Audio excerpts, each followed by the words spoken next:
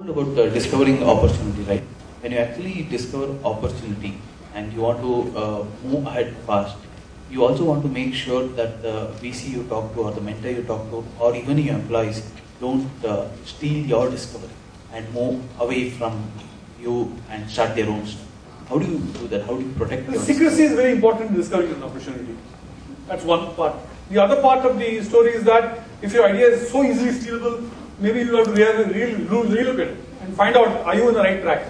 Because if something can just be glanced and somebody can copy right away, then what is your USP in exploring an opportunity, something that you need to address? Because if you do that and you start your enterprises and somebody can quickly see you and then copy, you may not be part of your team itself. Then you will be facing a competitive situation. The most important thing in a discovery opportunity is to understand competitive response. Most of you say that I'm first, nobody is there in the world, I'm going to be Nirma, I'm going to bring Hindustan Lever down the knees. But please understand, Hindustan Lever will react. Put some kind of thinking into what kind of reaction those guys will do, your competition will do. Because in a discovery opportunity, you're talking about filling gaps, that means the competitor has not reached there. So will he be able to quickly reach there? And he will crush you, because he's already been there. It's something that you need to analyze. So competitive reaction is something which you must really analyze deeply before taking a discovery opportunity. He may not be there at that point of time, but once he sees you, he sees an opportunity. Surya, I have another question. You said, okay. Most often the going gets tough and you are already struggling with money. And you said the other person, probably your employees, get demotivated faster than you, which is also a reality. In such case, when the going gets tough and you are already facing challenges, how do you motivate the other person? How do you let him still continue with the dream? It's a very good question. Can I take that question? It's there in the next couple of slides. I'll make sure I answer that. If I don't answer it, please remind me again. Right? So let me go quickly to the next one. These two mindsets are something which are existing. So what you do in a standard management mindset, you look at an idea, you do a market research, you do projections, then you form a team, create a business plan, raise money, go to prototype in the marketplace, go to the market, and then think of how you would exit. Right? These are standard steps that every textbook tells you. And this is normally useful in a very discovery kind of mode, where you need to be very precise, quick to the market. The assumption here is, if I can predict the future, I can control it. As much as possible, I'll try and make sure all the variables are understood, so that I can have answers and solutions for it. And that's what it means. But in a creative kind of mode, you start with what you're good at, then you meander, then you get teams together who believe in your story, then find out what you're good at, can find a solution for the marketplace, and then evolve the solution. And you constantly improvise. And then look for friendly capital. It could be from friends and relatives. And most of the time, you will get merged with a large entity, and your dream will continue with somebody else's hands. And here, the entrepreneur comes with that confidence that whatever happens tomorrow, I will find a solution. I don't need to predict the future because I am comfortable controlling the future when it happens. And therefore, the need to predict comes down. And that's the difference between these two mindsets. Both are important for different kinds of circumstances, different set of circumstances. To give you an example of this, let me try and let's again go to the HSR and somebody is wanting to start a restaurant there. So quickly, he will go or she will go and find out what is the kind of population there, what kind of cuisine works, Chinese, Indian, mixed, continental, and then he'll put up a plan, then find chefs for it, then find the right place for it, then find some funds for it, and then part he will put, part he'll go to a bank and take a bank loan for the furniture and start the restaurant. But if you are looking at the same kind of an enterprise in a creative mode, here is one lady who is an expert and loves cooking. So he says, okay, I want to be in the restaurant business because I love cooking. And starts developing, finding out what can I do with it. No resources, no money, doesn't have no idea where to go. So she goes and picks up 5 friends who are working in Infosys and says, can I deliver lunch for you? And if they say yes, fine. If they say no, she goes to friends in Wipro and says, can I deliver lunch for you? And then she starts creatively packing and sending food to those 5 people. They share it with friends, They love it. They say, can I have more lunches? And suddenly she's having a office delivery lunch business. And then she's saying that beyond this point, I'm not able to handle it. Maximum I can handle 25, 30 lunches. After that, I need employees. She tries experiments with the cook.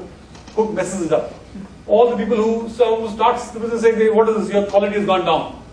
I don't want to do this anymore with you. So she goes back, shrinks back again, looks at how do I service this 20, 25 people? How do I expand? And what do I do? And she might end up in a totally different business. She might end up in a logistics business. She might end up in a business which is training people to cook at home. Or she might be just giving cooking lessons. Because she is not having the wherewithal to run a restaurant business. Or she finds it interesting enough and finds a small place next to the Wipro and sets up a small restaurant. So she'll keep evolving her journey based on her experiences and arriving at a business which is profitable to her and useful to somebody else. So that's the evolution of business, and it's different from clearly looking at opportunity and chasing it. So what exactly is the entrepreneurial journey? You will make plans, you'll keep making plans, you'll unmake it, you'll break it, then you'll arrive at something which is working, somebody will come and tell you a deal breaker, and so no, this is not going to work, you change the plans, and you do it through interaction. You keep talking to people, interacting with people, and modifying your plans. And then, but at all times, at the end of the day, in your mind, you have a lovely plan. It's a workable plan. You'll be able to sell that plan. Till you find the next bottleneck and you modify it, and then again you'll have a workable plan. You constantly believe in that plan.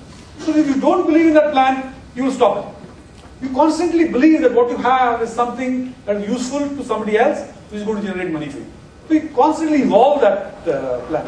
And you go out of the way to keep the people around you happy, spirited. You might get a part-time employee, you may not even get a full-time employee. He's moonlighting because he's interested in your particular area. You're doing something in animation, he wants to learn more about animation, and that's his agenda to come and join you when you're an animation company, and he's learning animation from you. But because of the fact that he's coming to you, you will make him do some work for you. And over that process, he starts getting excited about your plan and says, okay, he wants to get more involved with you, and then at some point of time when you can afford it, and he can afford it, he will leave the job and come full time with you. So you have to constantly sell dreams here and evolve those kind of plans and arrive at how you form a team. Similarly, your ability to dream, realistic, because at the end of the day, it should look something workable. It should not be outlandish. It should not be something which nobody will be, what are you saying? It's not going to work. You say tomorrow I have a business plan to send everybody to the moon, they'll say, are you capable of doing it? It's not going to work. So at the end of the day, it's not realistic. It should be workable. And you have to constantly improvise it to make sure that you're delivering value to the market that you're targeting. And as I said, constantly have an ability to communicate. And communication is not about the language, it's about your ability to show passion, the passion to be transferred, and that passion should be infectious. They should feel that, okay, this guy has got something. Maybe I don't understand what he says, but I think he's going to get somewhere and I want to be with him. Because that could happen many times. Many times the ideas in your mind is still not very clear in your own mind itself, and you're not able to completely communicate, but the passion transfers very, very quickly. They believe your story because they see you work so hard on it, they feel that there's something you're going somewhere. They may even park themselves with you because they have nothing else to do. Good enough. That's one of the target audience for you.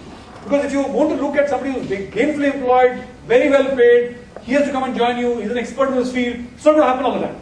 You're going to get what you get, and therefore you're going to work with what you get. And as long as he's there for a reason, make sure his reason keeps multiplying, increasing for him to be with you. You have to be very optimistic. A pessimist cannot be entrepreneur, because then you will never wake up the next day morning. Right? You need to be optimistic, saying that you could achieve somewhere, someplace, and you have to create an aura of confidence, saying that no, this guy will do something somewhere. So that's the kind of mindset that you need to go. So it looks actually circular, but it's iterative in nature. You're not actually going to go around in circles, but you will, at every iteration, you're going to improve and finally reach there. So what is the entrepreneurial challenge? So you have now reached the stage where you have an idea, and you have spent some time on it, and it has taken some kind of fruit. And the next stage is what you want to do is a startup. Then you're actually in business, you're developing your product,